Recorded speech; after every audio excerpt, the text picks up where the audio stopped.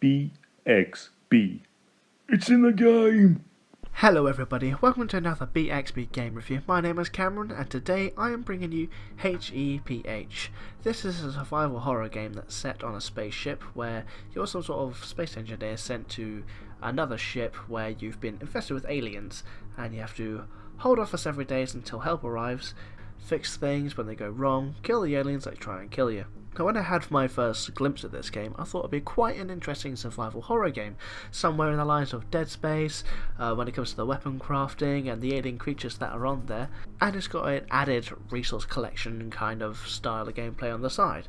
You get a weapon which can break down items in the area and then put them together to create something new. So then you can imagine my surprise when it seems to be corridor after corridor of a wonderful gunmetal grey colour in the dark and with a soundtrack to match the blandness. It starts off okay, but it just sounds like it's stuck on a loop throughout the entire gameplay, and music isn't the only place where that happens. The alien creatures you encounter in the game seem to have very few animations, and the sounds they make don't seem to change either. They have one noise, which really nullifies the whole tension of them being a scary creature. And while we're on the subject of their animations, when it comes to trying to make a melee attack against them, their hitbox is so close to their body you can barely do any damage while aiming straight at their face. You start off in quite a small room with a repair station in front of you, and that's where the game starts really. It doesn't give you any objectives, you have to figure out what to do from there. There's no real tutorial in the game. So you can imagine my frustration when it took me about 20 minutes just to leave that bloody room.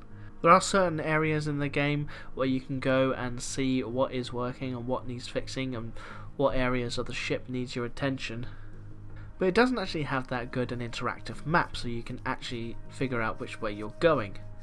And I found the whole thing relatively difficult to get my head around. Some of the alien creatures in there are, I guess, semi-original. While I haven't seen them before in a game, I can see where they may have drawn inspiration from with other games. And while the ship is large and has lots of different areas to go to, it is all uniformed with the same colour and the same panels that it eventually becomes boring after a bit of time. And like I said, this is a survival horror game, so you do have to keep on your food and water levels throughout the game and pick up different items that you can utilise, which will keep you alive in the long run. Which I admit is relatively scarce the further in you get in the game. And while your weapons are adaptable to different designs and for different types of damage, if you don't actually know what you're looking for, it can take you absolutely bloody ages to get a decent weapon. The overall verdict I'm giving on this game is that it's disappointing and maybe just needs a little bit more attention to it. For me, it's going to get 2 stars, and it is what it's called really, a great big pile of Thank you all for watching.